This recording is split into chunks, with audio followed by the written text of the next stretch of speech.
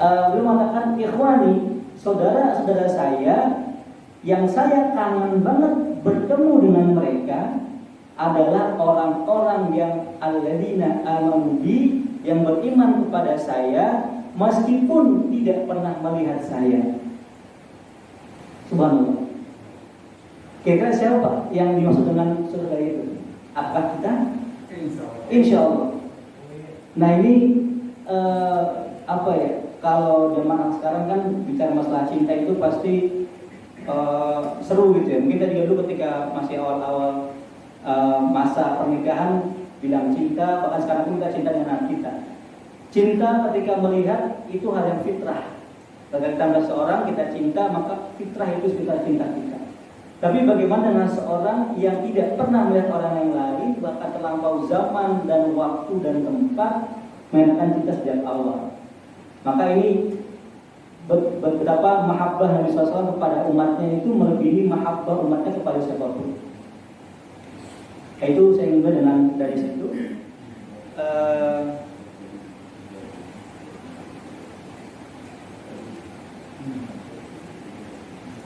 Baik, selanjutnya sebenarnya ngisi materi pada hari ini seharusnya Ustaz Happy Andi Pak yang udah rutin.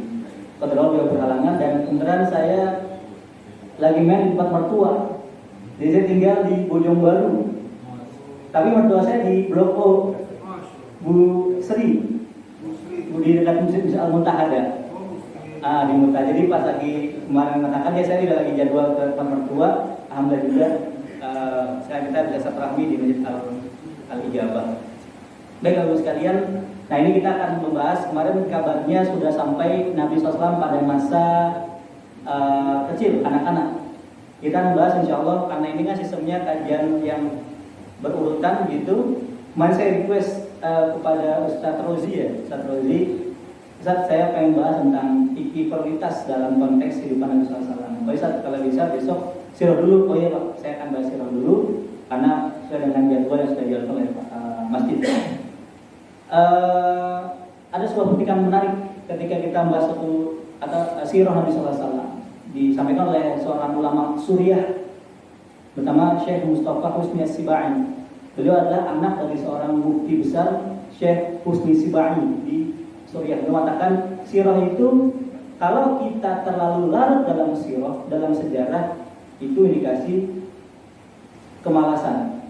Tapi kalau kita terlalu masa bodoh dengan sirah, indikasi kebodohan. Jadi beliau ingin menaruh sirah pada tempatnya. Jadi orang yang tidak pernah belajar sejarah atau sirah, indikasi dia bodoh, tidak tahu, dan dia akan lekang oleh zamannya.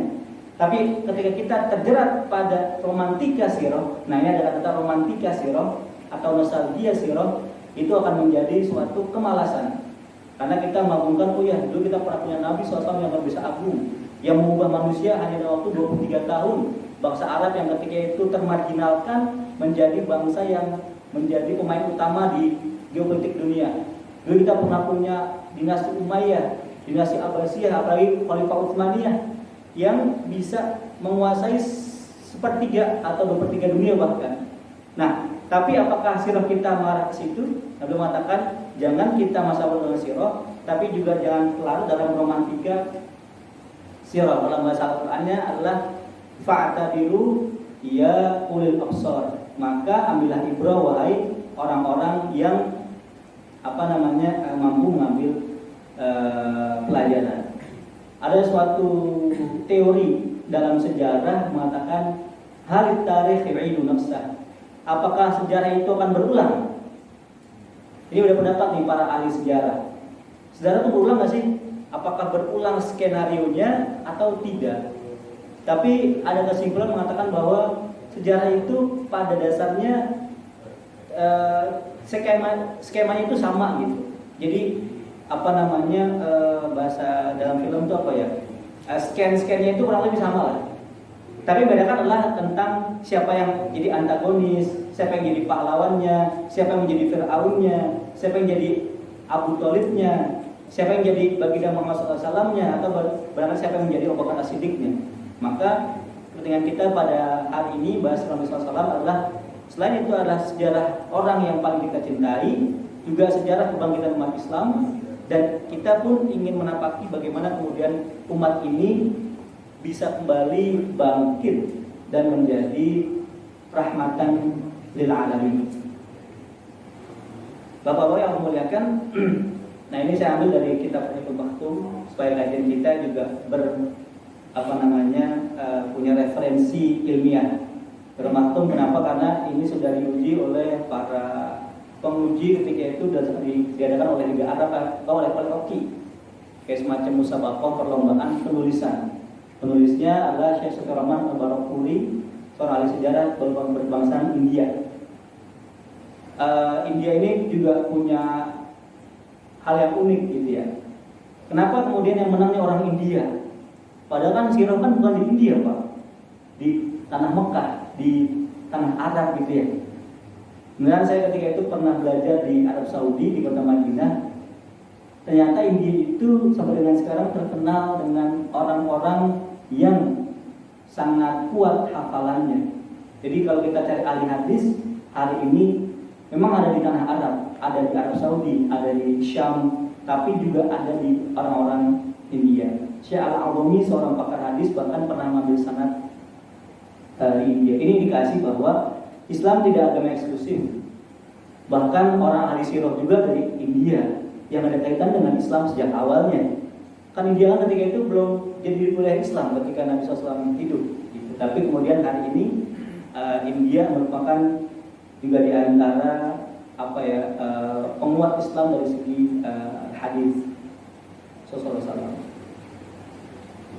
Baik, Bapak Ibu memuliakan, kemarin kita mungkin saya pernah bahas bagaimana Rasulullah ketika masa kecilnya sempat diasuh oleh pengasuh, yaitu Halimah Sa'diyah di Bani Sa'ad gitu ya.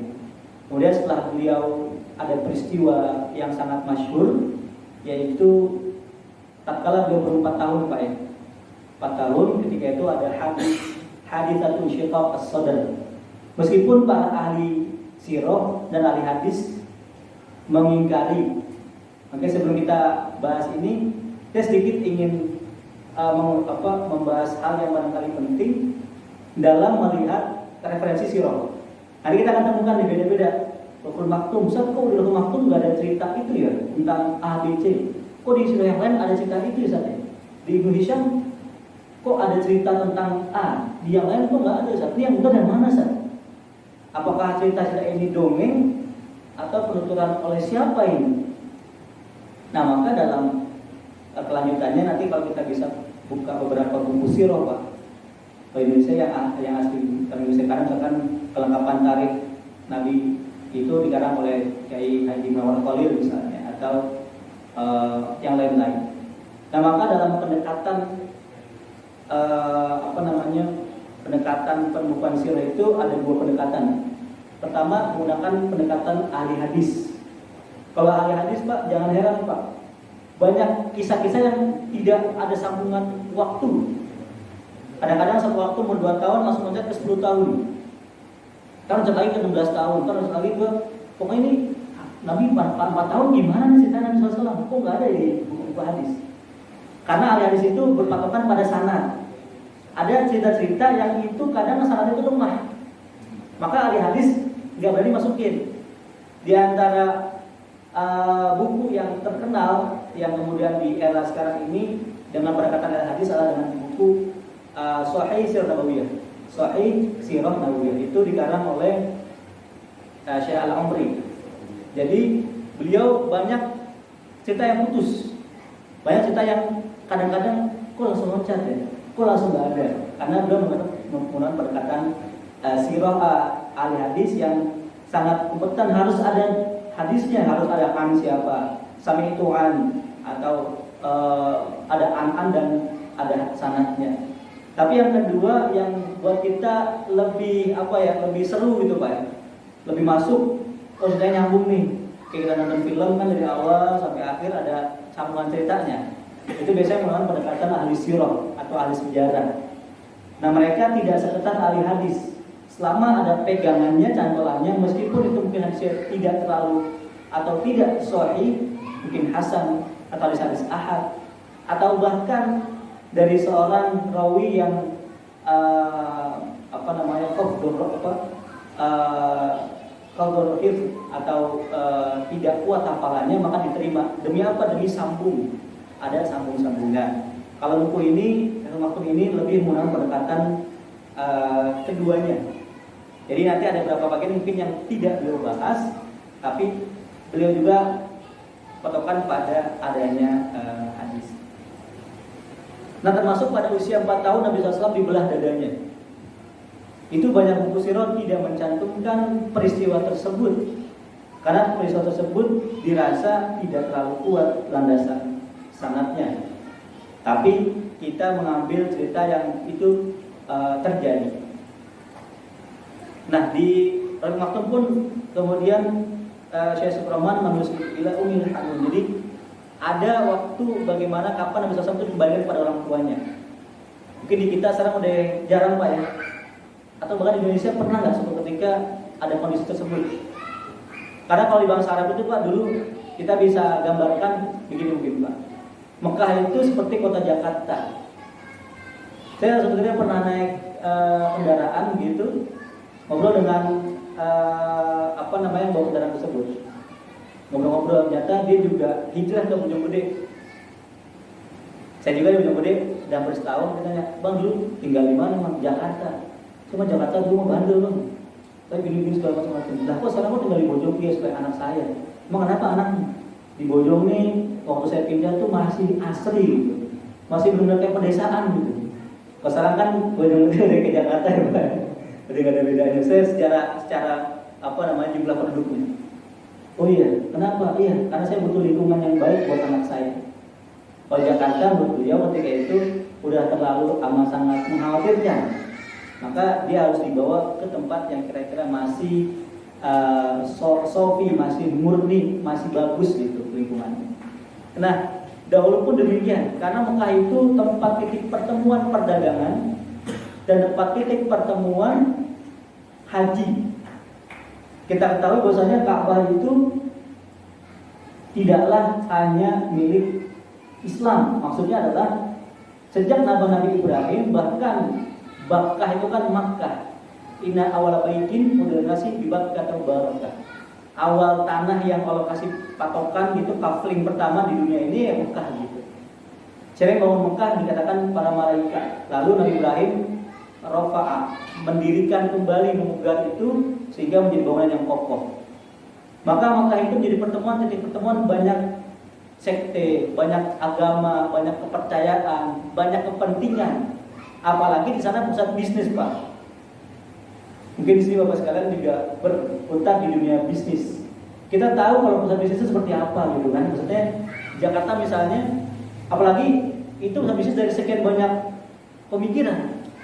Pasti di sana itu ada kemaksiatan aja pasti. Entah itu minuman keras, entah itu hiburan malam, entah itu macam-macam pokoknya. Dan Mekah kala itu menjadi pusat tersebut. Jadi pusat, kalau bahasa kita sangat pusat wisata ya, wisata religi. Pusat wisata ketika itu juga pusat bisnis. Maka bagaimana kemudian sungguh mengkhawatirkan kota Mekah ketika itu. Maka bangsa Quraisy ketika itu punya kebiasaan yang menjadi kebiasaan kemudian ditunjukkan, yaitu adalah biasa menitipkan anaknya ketika masa menyusui itu kepada orang-orang yang jauh pedesaan. Bani Sa'd itu jauh Pak. Contoh misalkan kita orang Jakarta, orang Bojonggede, nanti ditaruh di mana misalnya di Solo gitu, di mana lagi di Kalimantan gitu, jauh banget tuh kan Kalimantan. Nah itu kebiasaan yang dahulu. Nah sebelum kita lanjut, ini Pak ada silsilah daripada Bani Quraisy. Jadi Bani adalah anak cucu. Quraisy ini sebenarnya adalah istilah julukan, bukan nama asli. Nama aslinya adalah Fihr. Jadi Pak ini Fihr. Ini maaf bahasa Arab. Nah, nanti kita akan lihat juga tentang silsilah Khadijah binti Khuwailid radhiyallahu anha yang nanti sebetulnya satu nenek moyang. Nabi pernah mengatakan dalam satu hadisnya bahwa beliau dilahirkan dari bapak terbaik, dari kakek terbaik, dari buyut terbaik, dan dari orang-orang terbaik dari silsilah beliau.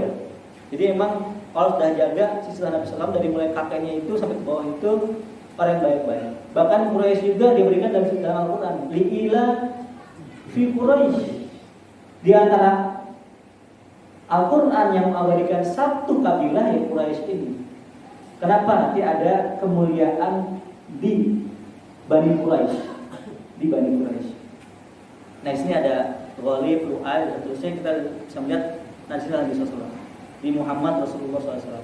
Berarti ada berapa tangga nih? Sekitar ada 1, 2, 3, 4, 5, ada 10 sampai dengan 11 rantai kemudian sampai kepada Fihr atau Quraisy. Nah, di antara yang membuat Fihr itu menjadi sangat mulia karena tugasnya ketika itulah menjaga atau tugasnya untuk menjaga kota Mekah. Baik pada usia 4 tahun pasca peristiwa Nabi SAW dibelah dadanya itu, Halimah yang laporin, "Wah Halimah, itu anak yang ente asuh lagi diapain tuh? Ada orang datang belah dadanya dia." Ya kan? Kalau kita mungkin sekarang kan pakainya PRT Pak ya, yang bantu di rumah. Tiba-tiba bibitnya yang bantu di rumah, anaknya lagi dibawa sama orang nih. Oh, dibawa kemana nih? Dibawa kabur atau gimana? Lagi ketika dibelah dadanya. Maka dia khawatir. Meskipun para ulama Syiah mengatakan bahwasanya di belah dada itu adalah secara majazi. Majazi artinya adalah tidak betul-betul dibelah. Tapi dibelah itu kemudian diambil. Nah, nanti ada hadis yang mengatakan bahwa semua manusia itu punya korin. Di surat Qaf dikatakan ayatnya? Ada korin manusia. Di manusia itu setiap manusia itu punya yang namanya korin. Korin adalah bangsa jin yang sama persis dengan kita. Ketika kita lahir, dia pun lahir. Tapi ketika kita meninggal, dia belum tentu meninggal. Maka dia ini, semua korin manusia itu membimbing manusia pada keburukan. Kecuali korinnya saya. Kenapa udah Allah luruskan? Pas kapan? Pas peristiwa Isyiqaqus Shadr. Dikatakan demikian oleh para ahli hadis yang kemudian mensahihkan cerita tersebut. Bahwa manusia ini kita ada Pak, makanya kita sering mungkin kali ketika melihat ada sosok orang, misalnya contoh Pak, tadi misalkan Pak Imam. Ketika saya pernah lihat lagi ke masjid, ada imam di masjid. Ketika saya ke warung, ada imam lagi di masjid, di warungnya. Saat yang sama ada 2 orang, pernah nggak Pak?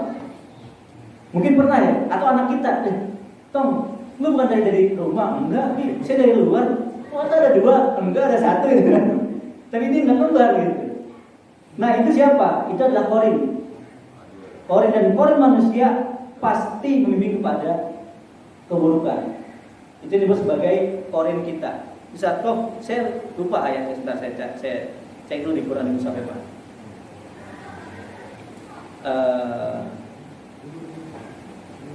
Surat Qaf.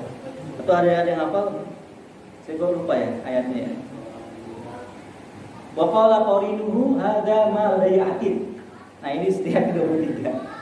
Al-qiya fi jahannam kullu kaffarin 'anid. Ya, wa qala qarinuhu hadza ma la ya'tid. Jadi berkata korin nanti di akhirat kelak pun korin akan bersaksi karena dia selalu beriring dengan kita, Pak. Makanya manusia itu kan selalu dibisik-bisikin dengan keburukan. Selain dari minal jinnati wan nas, juga ada korin tersebut yang senantiasa masuk ke benak kita kemudian menggoda kita.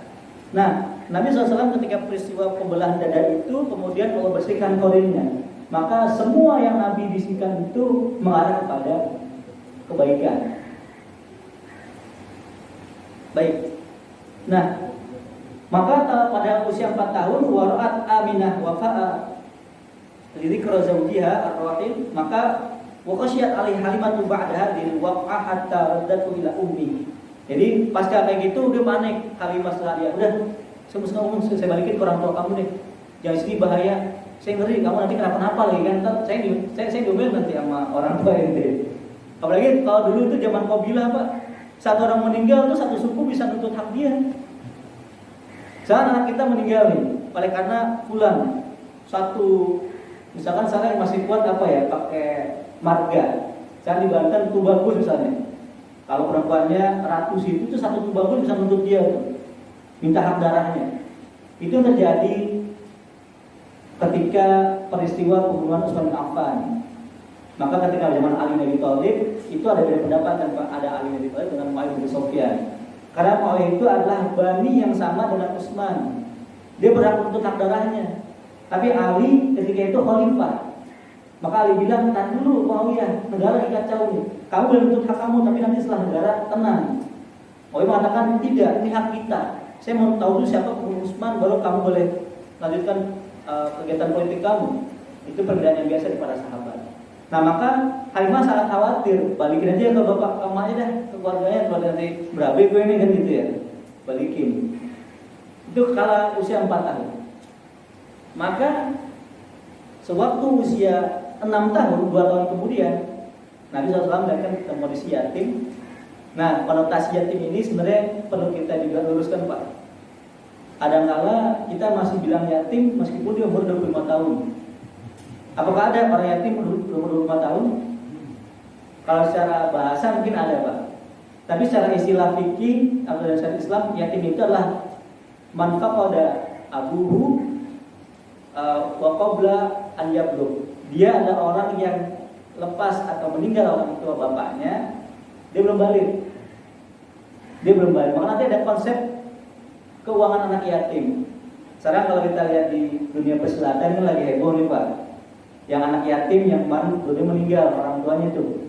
Artis, saya mesti sebut namanya. Kan anaknya lagi diperbutkan tuh. Siapa nih yang ini segala macam. Pihak ini mengatakan ini anak yatim nih, kita perlu jaga uangnya supaya. Saya sih benar lihat aja Pak ya. Bukan saya lagi kepo saya enggak, mas saya malah gimana dinamika yang di kehidupan kita. Maka sebenarnya yatim itu nanti di surat An-Nisa itu ada konsep pengelolaan yatim ini karena masuk di sini. Maka yatim itu adalah orang yang meninggal bapaknya tapi dia belum usia baligh. Kenapa? Karena dia belum masuk usia rushdun. Rushdun itu adalah usia dia mampu mencerna baik dan buruk.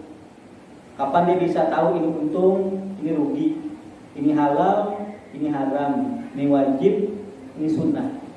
Maka pasca usia baligh dia udah nggak yatim lagi Pak. Dia udah nggak yatim lagi. Karena dia sudah bukan dalam kategori yatim. Nah Nabi SAW ketika umur 6 tahun, anak ibunya ketika itu rindu dengan almarhum Abdullah, itu bapak Nabi SAW, maka ngajak Nabi SAW ziarah kubur ke Yathrib.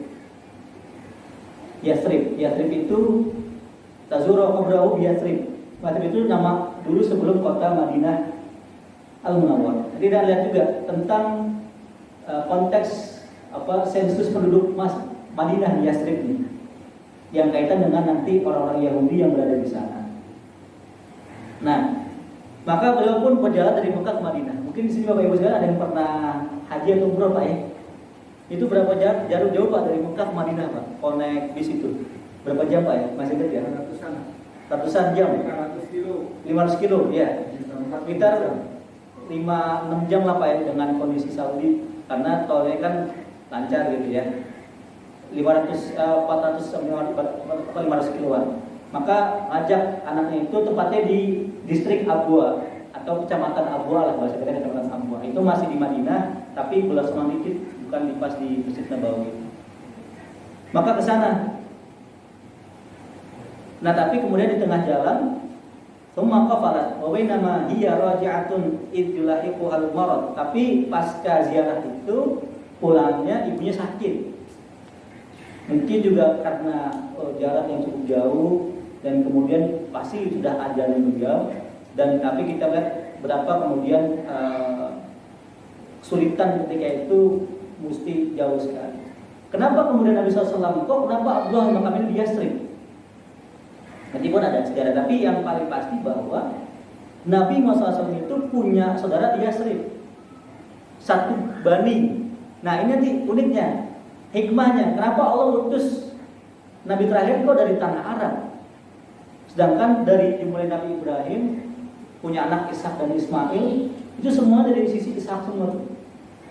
Ishak, Ismail, kemudian anak Ishak nanti sampai dengan Nabi Musa, Nabi Daud, Nabi Isa, semuanya dari silsilah anaknya Nabi Ishak, Yakub namanya Israel. Israel nama Israel, kalau Il itu adalah Tuhan Allah, Israel itu perjalanan. Jadi katakan Nabi Yakub itu orang yang suka berjalan di malam hari, atau sebagai mengatakan karena Nabi Yakub itu suka muhasabah di malam hari untuk mencapai Allah SWT. Maka sebagai Israil. Israil itu Nabi Yakub alaihissalam. Nah, di Yasin itu memang ada tempat saudara. Itu Pak. Saya misalkan Pak, ini mungkin bagi kita jadi plus minus Pak ya. Di Indonesia karena namanya kepanjangan kali ya. Saya waktu misalkan di Arab tuh dipanggil absen. Abli Robi Waliyah. Nah, nama ente siapa? Itu namanya sih. Enggak mungkin panjang amat nama ente. Terus bapak itu siapa ya? Muhammad Zalmul Mutakin, kakek ente Muhammad Baharudin. Panjang amat ya. Baru 3 siswa udah panjang. Pada orang Arab kan Muhammad bin Abdullah bin Abdul Muttalib dan seterusnya pendek-pendek gitu. Sehingga tapi kemudian bangsa Arab juga orang yang sangat paham dengan syajarah. Syajarah itu pohon-pohon silsilahnya beliau. Kalau di Indonesia kan ada Robito Alawin Pak ya. Orang yang khusus menilai tentang status kehabiban seseorang. Karena itu bisa di tracking. Dia dari sebelah siapa nih? Nanti hubungin ke Husain kah, ke Hasan kah, ke siapa nanti? Karena mereka punya itu. Nah itu juga nanti turunannya menjadi konsep silaturahmi. Karena silaturahmi itu adalah mencakup satu rahim kita. Barangkali nih Pak, di sini bapak-bapak sekalian barangkali ada yang saudara, cuma nggak tahu dari kaki berapa ya. Barangkali kan, benar Pak ya. Nah, tapi dulu Nabi Muhammad zaman itu ketika itu beliau tahu sampai ujung-ujungnya itu kemudian saya punya saudara di sana tuh dari kaki berapa, dari kaki ke-10, jat ke-10, jat saya ke-10, jat saya ke-11 nyambung ke dia itu sekarang di kota Yasrib, sekarang di kota Malimah segala macam. Nah itu diantara kenapa kemudian Abdullah kemudian dimakamkan di Madinah juga, dan di sana kemudian Nabi ketika ziarah juga dijamu oleh para saudara karib kerabat yang jauh itu dengan nasab beliau, tapi masih punya satu kesamaan nasab dengan beliau. Lantas di tengah jalan ibunya meninggal, Sayyidatu Aminah. Kalau Sayyidah itu bahasa Arab Sayyidah nyonya, Indonesia jadi Siti. Kan Sayyidah Siti, singkatnya Pak, singkatnya. Kalau orang Syam, orang Suriah memanggilnya Sidi. Karena Sayyid itu buat mereka jadi Sidi karena lahja. Sidi. Indonesia jadi Siti. Salah nggak Pak? Nggak salah sih menurut saya. Itu cuma pengucapan aja. Kadang saya suka Siti, dari mana Siti? Nyata Sayyidah. Tapi kalau laki kan nggak ada. Maka kalau Sayyidah itu jadi Sidi atau Sayyid di Sidi, kemudian jadi Siti. Maka kita sebut sebagai Siti Aminah. Siti Aminah kemudian meninggal tatkala di Abwa ya, pamatat bil Abwa baina Makkah wal Madinah, di antara jalan menuju ke Makkah dan Makkah. Baik, Bapak Ibu sekalian yang Allah muliakan, maka setelah itu kepada siapakah Nabi Muhammad diasuh, yaitu kepada kakeknya. Ila jaddihi al-Aquf, yaitu Abdul Muttalib. Tidak dibahas bahwa Nabi SAW itu dilahirkan dari bapak yang terbaik, dari kakek yang terbaik, dari buyut yang terbaik. Terbaik maksudnya di antara anak-anak ini beliau terbaik. Tadi saya coba tampilkan fotonya. Nah ini. Jadi di antara anak Abdul Muttalib yang terbaik ya Abdullah. Gitu. Di antara anak Abdul Muttalib yang paling baik dalam menurut Allah, yang terbaik dalam arti mungkin akidahnya, kemudian akhlaknya ya Abdullah. Meskipun nanti di sana ada Hamzah, ada Abbas, ada Zubair, ada Abu Lahab, ada Abu Thalib, tapi yang terbaik ketika itu adalah Abdullah. Tapi beliau tidak pernah ketemu dengan bapaknya, tapi dilahirkan dari bapak yang terbaik. Lantas bapaknya juga punya Abdul Muttalib nih di sini. Nah, nanti di sini lagi ada Abdul Muttalib. Nah, Abdul Muttalib. Beliau juga tidak sendirian. Dia nanti ada di sini saudara yang lainnya. Saudara yang lain itu juga punya saudara yang lainnya itu. Nah, yang lain di antara anak-anak itu, di antara anak-anaknya Hashim bapaknya Abdul Muttalib, yang terbaik adalah Abdul Muttalib tersebut. Maka dilahirkan dari bapak terbaik, dari kakek terbaik. Maka tatkala bapak yang meninggal, ibu meninggal, siapa yang ngasuh? Ya Abdul Muttalib. Dia udah ngasuh. Ini udah azan dulu Pak ya? Oh iya, silakan.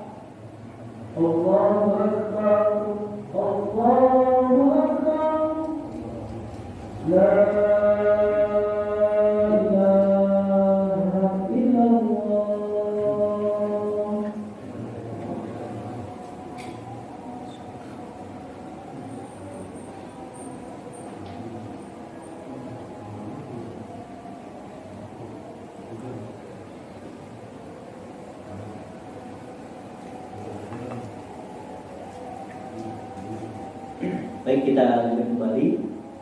Tapi ngomong sebelum biasanya sampai ada batasan ya di berapa ini? Setengah 8 atau sesuai materi? Oke. Setengah jam ya Pak? Oh, setengah jam. Oke, setengah jam lagi. Baik. Nanti tolong diingatin kalau misalkan terlalu ini. Baik Pak. Nah ini tadi saya lupa satu hal tentang sirah Nabi Sallallahu Alaihi Wasallam. Kita lihat di sini tadi saya katakan bahwa dari keyatiman Nabi saja lalu muncul konsep pengelolaan uang anak yatim.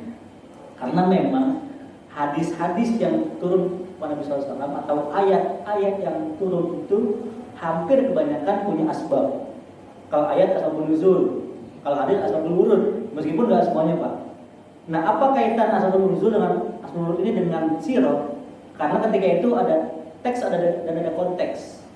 Imam Syatibi dalam kitabnya Al-Muwafaqat mengatakan seorang mufti, seorang ulama ahli fatwa nggak boleh ngeluarin fatwa kecuali fahimun binasil kitabi, dan dia harus hafal atau paham dengan nas teks kitab, teks dalilnya, teks ayatnya, teks hadisnya, dan dia mesti fahimun bil waqi', mesti ngerti konteksnya.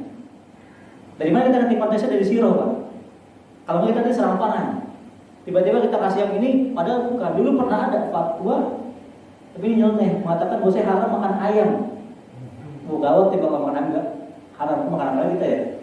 Kenapa ayam haram? Karena Rasul mengatakan harumakulu li zufurin wa inabin. Nabi mengatakan yang semua ada paruh dan ada cakar. Ayam punya cakar enggak? Ayam jago kan cakarnya kuat. Ya kan? Ayam jago, tapi bukan bang jago, ayam jago, cakarnya kuat, diharamin. Nah dia lupa bahwa ada beberapa istisnaat dan ada hal-hal yang lainnya. Nah ini makanya untuk menghindari daripada ketergelinciran dalam memberikan arahan pada umat Islam, maka diwajibkan untuk memahami teks dan konteks. Konteks itu dapat daripada sirah Nabi SAW. Baik, kita lanjut. Di sini tadi saya sampaikan bahwa Nabi Muhammad datang dari bapak terbaik daripada saudaranya itu Abdullah, dan juga dari Abdul Muthalib yang juga yang terbaik. Maka kemudian beliau juga menspesialkan anak ini karena sejak kecil Nabi SAW itu sudah sangat spesial lah. Satu sisi spesial karena anak ini sangat luar biasa, beban berat sekali. Masih kecil boleh tinggal bapaknya. Umur 2 tahun dibawa ke Halimatu Sa'diyah di Bani Sa'ad. 4 tahun dibelah dadanya, 6 tahun meninggal ibunya. Maka ini pun ada hikmah, Maka Nabi SAW ketika itu tidak semata-mata Allah takdirkan beliau sebagai Nabi, tapi Allah siapkan perangkat beliau menjadi pantas di seorang Nabi. Nah maka nanti dalam kajian kekinian Pak, yang bukunya ini sudah diterjemahkan ke bahasa Indonesia, namanya Metode Kebangkitan Umat Islam atau bahasa Arab. Ini sebenarnya disertasi di Irak. Juga ada hakala Zuharul Jil Salahuddin wa hakala Adatul Quds. Beginilah munculnya Bunda Salahuddin dan beginilah kembalinya Al-Aqsa. Kesimpulannya bahwa Salahuddin itu masalah takdir. Kok takdir? Ya pasti takdir. Artinya kebenaran Allah tulis nama itu Salahuddin sebagai pemimpin. Tapi ketika itu semua kualitas pasukannya seperti Salahuddin Al-Ayyubi. Maka ada perancang zaman. Nah, misi Nabi SAW adalah merancang zaman. Kalau Nabi merancang satu kesuksesan, artinya gini, merancang Islam berjaya, gitu, tidak perlu ada sirah beliau yang begitu luar biasa. Tapi beliau ada namanya di basic proses merancang zaman, di mana orang-orang ini siap dulu nih. fokus pada perancangan SDM yang sangat kuat. Mungkin kalau di dunia perusahaan ada dua hal yang penting ya Pak ya, ada sistem dan SDM kan. Makanya ada bidang SDM gitu. Nanti juga ada quality control. Karena SDM itu sangat penting. Dan Islam pun sejak awal berkonsentrasi pada pembinaan SDM sangat mumpuni. Maka Nabi pun dalam prosesnya Allah siapkan SDM terbaik ini. Kan dikatakan orang terbaik. Saya adalah yang terbaik. Dari bapak yang terbaik, dari kakak yang terbaik.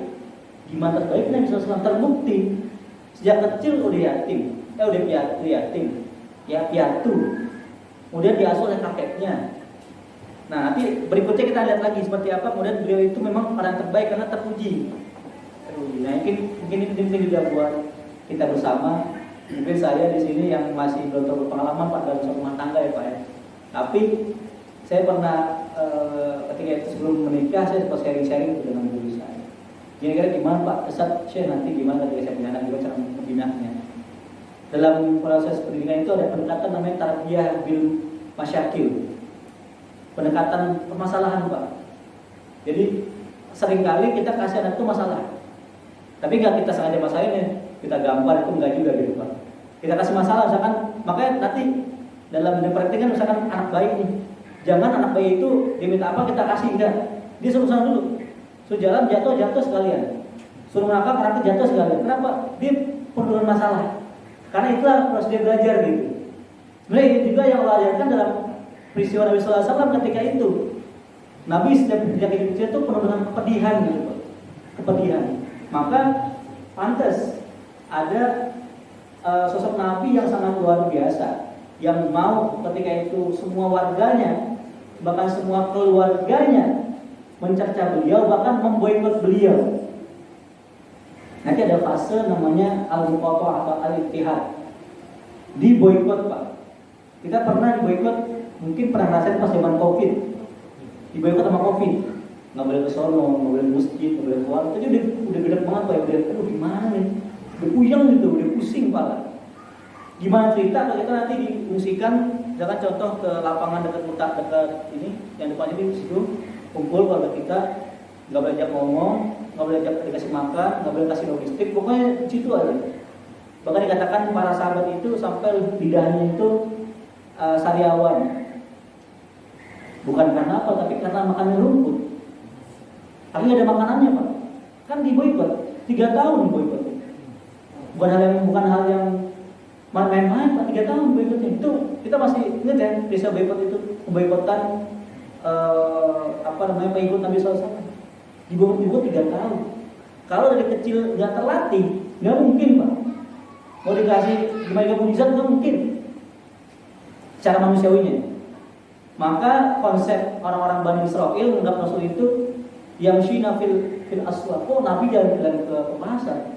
Kok Nabi kok manusia? Saya pengen Nabi itu malaikat. Kan gitu dalam Al-Quran. Kenapa malaikat kan supranatural, sakti. Tidak. Nabi manusia. Nabi juga ada prosesnya. Nah tapi kita kan gak mungkin Pak anak kita jadi Nabi. Sudah selesai Nabi ya. Tapi kita bisa ambil diri sebagai anak kita, gimana jadi sebagai pemimpin seperti Nabi SAW. Maka dari kecil kita perlu kasih pendekatan masalah. Tapi bukan berarti nggak ada masalah juga. Misalkan ada beberapa hal-hal gitu kita nggak usah intervensi. Dia ada masalah apa silakan kamu selesaikan sendiri. Nggak usah bilang bapak, nggak usah bilang mama. Kamu punya kemampuan. Teman-temannya berantem ya udah selesai sendiri. Teman-temannya berebut main sama adiknya, selesai sendiri nggak usah bapak. Kenapa? Dia pelatih kepemimpinan Pak. Nah, Nabi SAW seperti itu ketika masih kecil. Maka itu yang juga menjadi yang kita bisa ambil dari hikmah kenapa Nabi SAW itu dari kecilnya hidupnya pedih. Nggak sampai di situ. Walisamani sanawat wa syahraini wa asyrata ayyam min umrihi sallallahu alaihi wasallam. Tepat 8 tahun, 2 bulan 10 hari kakeknya meninggal. Jadi orang-orang yang paling beliau cintai meninggal semua Pak. Hari ini banyak giat-giat HAM itu atau giat-giat perlindungan anak. Banyak orang berpenuh itu karena kurang kasih sayang Pak ya. Kurang kasih sayang. Beneran saya juga mengasuh pondok pesantren di daerah Ciambek, Tegalwaru. Itu pesantren baru 2 tahun berdiri, dan kita emang fokus di anak marginal, anak yang emang banyak kan dari Jakarta dan dari kota-kota lain, tapi itu marginal. Yang anak itu mungkin kita anggap kasat mata ya, sebelah mata. Ada yang pernah jadi anak silver, ada yang pernah jadi pengamen dan macam-macam. Dan satu kata kunci Pak, mereka semua pedih masa hidup kecilnya Pak. Ada yang mohon maaf sejak kecilnya emaknya, bapaknya gak peduli dimakan apa kek, bodo amat. Ada masa kecilnya bapaknya meninggal, dia mesti nyari duit dengan cara jadi manusia silver jadi pengamen segala macam. Nah tapi saya katakan pada mereka, antum jangan sedih. Kamu boleh punya pengalaman pribadi yang pahit, tapi Nabi kita juga demikian. Nabi kita sejak kecil, bahasa kita mungkin kurang kasih sayang, bukan kurang sayang, tapi emang udah meninggal Pak. Bapaknya nggak ada, ibunya juga wafat, kakeknya meninggal 8 tahun. Tiba waktunya diasuh sama pamannya. Itu kita bayangin Pak, luar biasa Nabi Rasulullah. Nabi yang Allah cintai itu masa kecil itu penuh dengan lika-liku kehidupan, dinamikanya keras sekali nih ketika masih kecil. Maka pada berikutnya Nabi Muhammad itu diasuh oleh pamannya, yaitu Abu Thalib. Abu Thalib pun adalah orang yang disebutkan mengatakan orang yang paling berjasa besar atas perjuangan dakwah Islam, meskipun akhir hayatnya belum bisa mengucapkan syahadatain karena masih diagitasi oleh Abu Jahal. Dia bilang, Abu Thalib, lu mau ini loh, durhaka sama bapak nenek moyang kita. Kan nenek moyang kan gak masuk Islam, durhaka lu. Oh iya. Terus Nabi Muhammad mengatakan, ya paman saya syahadatain. Dia mengatakan, tidaklah malah saya syahadatain kecuali saya khawatir dengan kaum saya. Karena kaum beliau ini kan sesepuh Pak, sepuh jadi mengkhawatirkan kaumnya. Ini Nabi SAW sangat cinta dengan pamannya, maka turun ayat, innaka la tahdi man ahbabta walakinallaha yahdi man yasha. Maka konsep hidayah ada 2, ada hidayah itu taufik, ada itu irsyad. Kalau taufik hati orang cuma Allah yang punya. Inna qulbal ibadi baina asabi'ir rahman qalbu kaifa yasha. Al-Hadid. Sungguhnya hati manusia itu ada di antara jari-jari Allah SWT. Allah yang berhak memperbaikkan hati. Kadang kita lagi mood, besoknya lagi gak mood, ya kan? Pulang ke rumah istri tiba-tiba cemberut aja. Besoknya bayar sama kita. Kenapa sih istri? Nah karena sampai hati itu bolak-balik Pak. Hati itu bolak-balik. Maka hidayah yang tetap itu dari Allah, tapi manusia hanya bisa mengajak irsyad, ajak-ajak kepada kebaikan.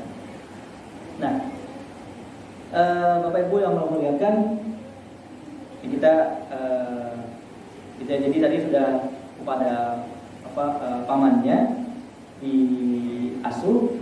Nah, pamannya ini juga merupakan seorang pedagang. Jadi kita lihat di surat Al-Quraish, illa fi Quraisyin illa bihim rihlatash syita'i was-shaif. Mereka punya kebiasaan berdagang. Emang nih kaum pedagang.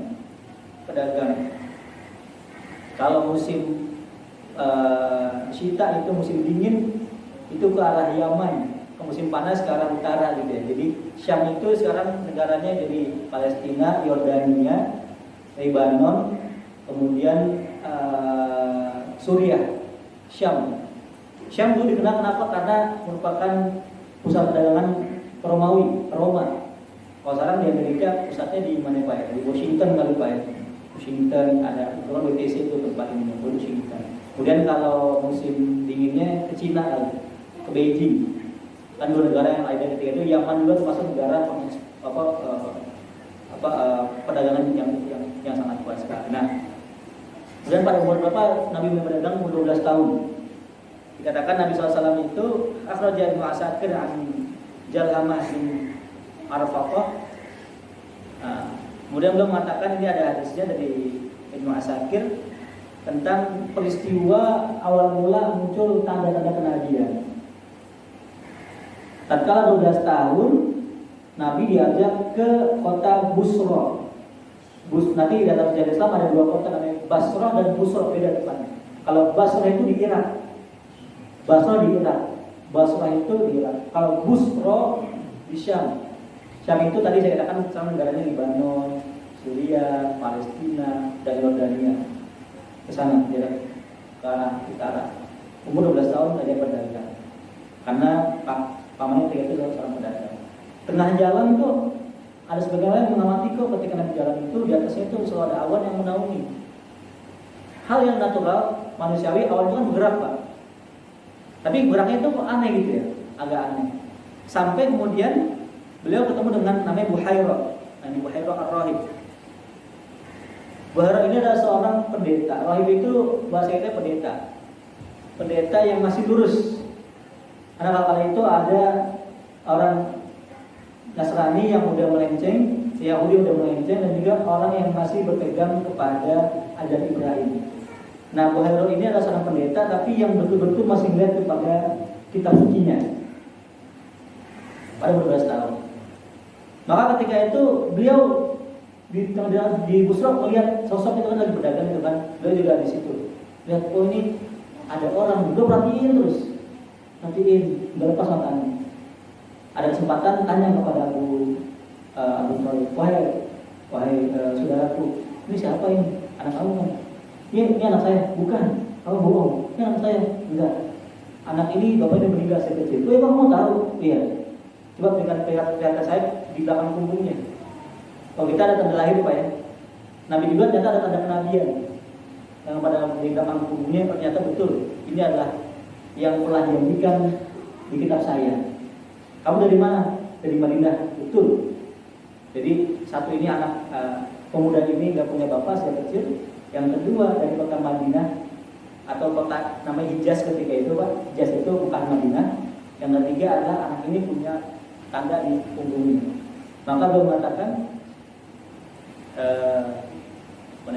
mengatakan hati-hati. Kamu segera pulang ke tempat kamu. Kenapa? Jangan di sini. Di sini orang Yahudi lagi nyari dia nih. Yang Yahudi lagi nyari anak ini, khawatir dia akan diapa-apain sama orang Yahudi, orang Yahudi. Nah, di sini menjadi penting bahwa kita melihat Pak nanti orang Yahudi itu sejak awal juga mencari itu. Berapa jarak antara Isa dengan Nabi Muhammad dikatakan sekitar 8 abad, 800 tahun. Berarti ada sekitar 10 generasi, kalau misalnya usia masih 80 tahun, 10 generasi. Itu mencari terus. Dan memang orang Bani Israil itu kan terpusatnya di kota Syam ya, di kota Roma ketika itu.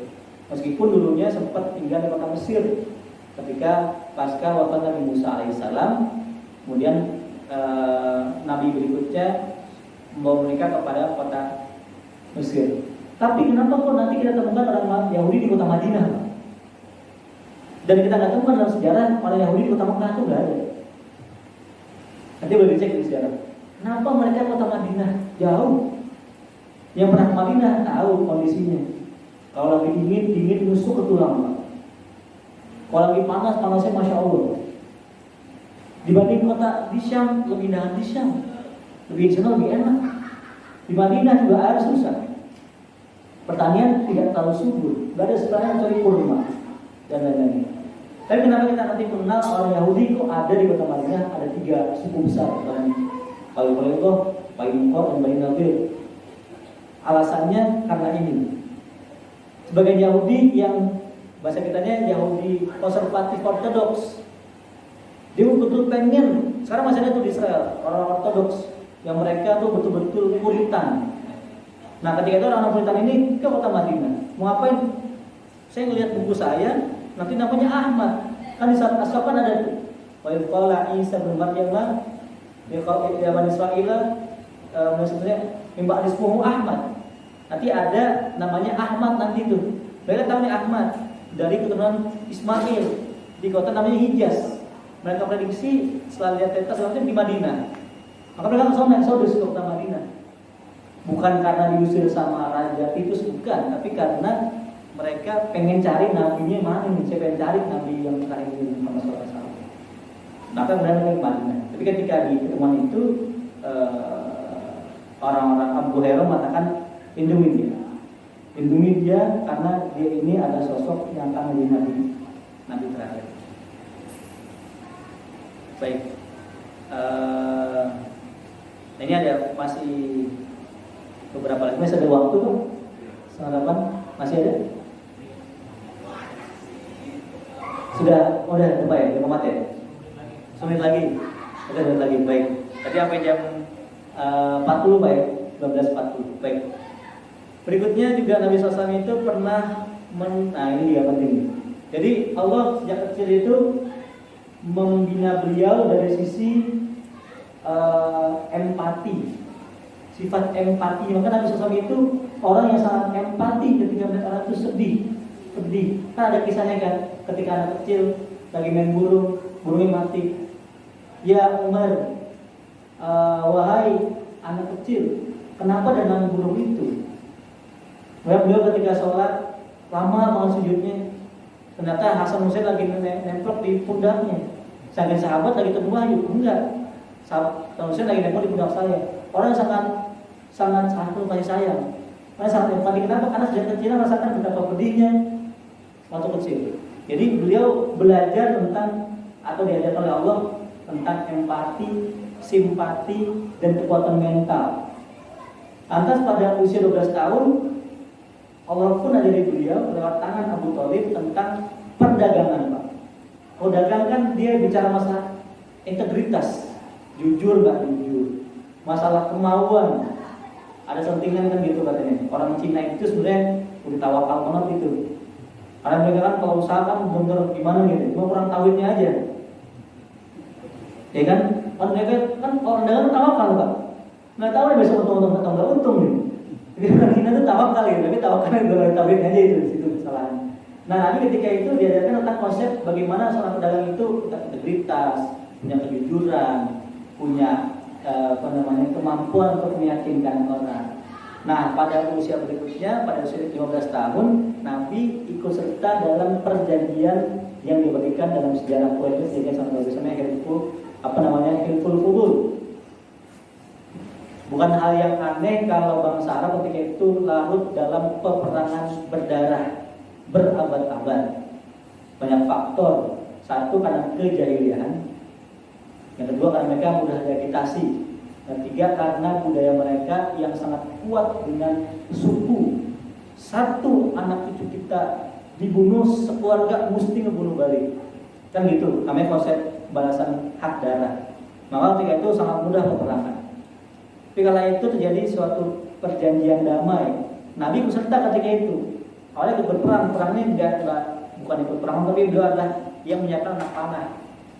Ketika itu orang Quraisy dengan Bani Kinanah berkoalisi melawan suku Ailan untuk perang di Harbul Fijar ini. Dan kemudian bersepakat kita senjata namanya Hilful Fudul.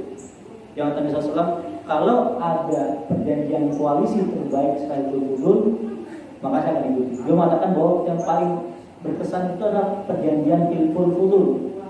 Ini perjanjian yang menyudahi sebagian besar dari peperangan berabad-abad. Selain nanti ada perjanjian-perjanjian yang lain. Tapi di sini menjadi menarik juga bahwa Allah tatkala sudah memberikan edukasi dan pelatihan kepada Nabi SAW secara mental, secara attitude, secara integritas, beliau nambahin lagi, Allah nambahin lagi pada beliau tentang diplomasi dan indahnya perdamaian. Kalau Nabi SAW ini suka perang, gak mungkin beliau mengatakan hal yang indah bagi saya yang muda adalah Hilful Fudul. Gak mungkin.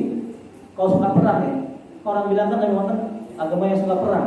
Islamnya suka perang. Kalau suka perang, Nabi SAW gak mungkin mengatakan ini sebagai hal yang paling beliau cintai selama masa mudanya. Tapi Hilful Fudul ini menjadi menarik karena beliau terlibat dan beliau tahu latar belakang dan terlibat dalam hal tersebut. Maka Nabi SAW pun kemudian juga mengatakan ini menjadi hal yang terindah.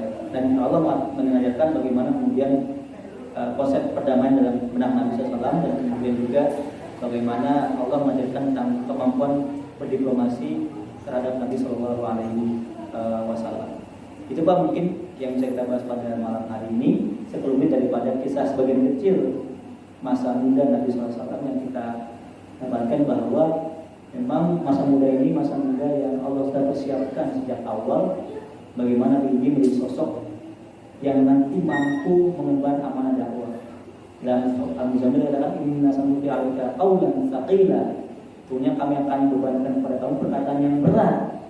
yang tidak bisa dipikul oleh orang-orang yang tidak mampu memikulnya. Demikian mungkin saya kita bahas pada momen ini. Mohon maaf jika banyak kesalahan. Sebelum kita tutup pada yang bertanya silakan Pak. Waalaikumsalam warahmatullahi wabarakatuh.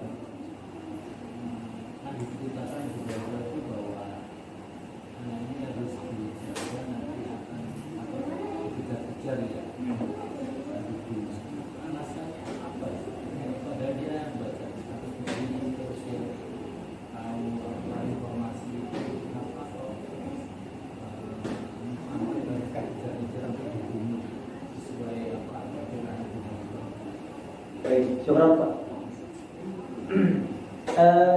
Kita lihat dalam Al-Quran Pak tentang karakteristik Bani Israil. Bani Israil itu karakteristiknya sejak awal memang bangsa yang satu bebel. Bebelnya gimana? Nabi Musa mengatakan ketika mereka lagi ditindaskan sama Raja Fir'aun, Sukatilun abnakum wasahin nisa'akum, anak kecilnya itu dibunuhin, kemudian perempuannya diperkosa. Nabi Musa pengen ngambil mereka.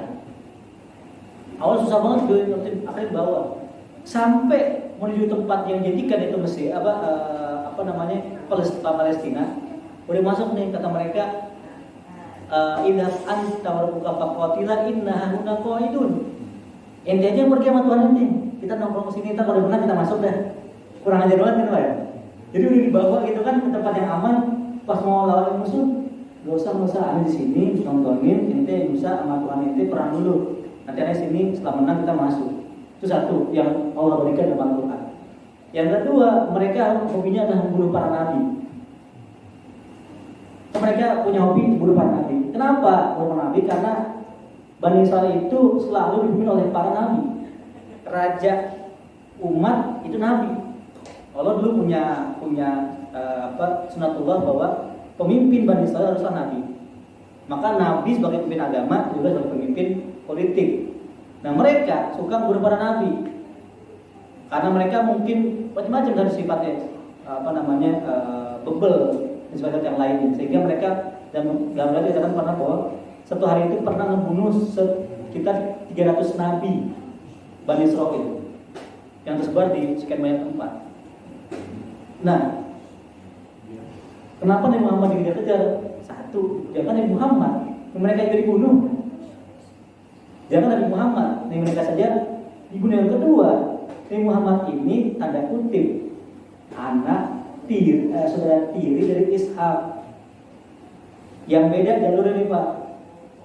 Semua nabi itu dari Nabi Ishak, kecuali Muhammad SAW. Nah, orang Yahudi itu pengennya yang terakhir itu dari mereka, karena yang ini orang yang mengatakan nahnu abnaullah, kita ini anaknya Allah. Kalau yang terakhir bukan dari Nabi kita nggak jadi anak Allah dong, kan gitu. Jadi mereka ini masalah klaim tentang kekudusan. Maka dalam Islam kita nggak mengenal namanya rohaniawan yang seperti konsep-konsep agama yang lain, yang nggak boleh nikah, nggak boleh makan daging. Tidak, Nabi saja nikah, Nabi saja tidur, Nabi saja memakan makanan, Nabi saja ke pasar. Maka Islam itu agama yang sangat manusiawi dan komprehensif, karena dia tidak mengeluarkan manusia dari fitrah manusianya, enggak, tapi manusiawi sekali. Nah, oleh karena itulah kemudian Bani Israil pengen membunuh mereka karena sebab tersebut. Allah misal. Saya kira ada lagi cukup. Baik, mungkin sudah kita sudahi. Wassalamualaikum warahmatullahi wabarakatuh. Waalaikumsalam warahmatullahi wabarakatuh.